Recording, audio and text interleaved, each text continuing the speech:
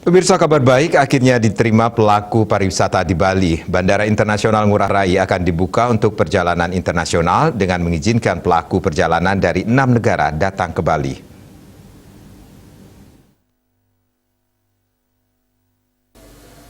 Menteri Koordinator Bidang Kemaritiman dan Investasi Luhut Binsar Panjaitan mengatakan, kedatangan internasional harus memiliki bukti pemesanan hotel dan tinggal minimal karantina 8 hari dengan biaya sendiri.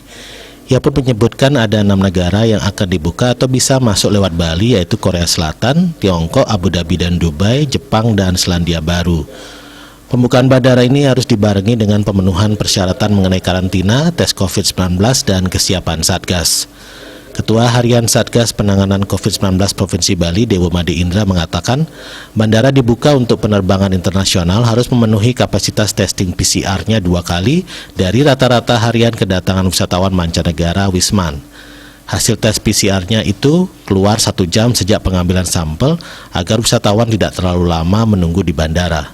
Syarat kedua yaitu Bali harus memiliki kapasitas tempat karantina sekurang-kurangnya 8 kali dari rata-rata kunjungan harian. Sebab Menteri Kesehatan berencana masa karantina wisatawan selama 8 hari.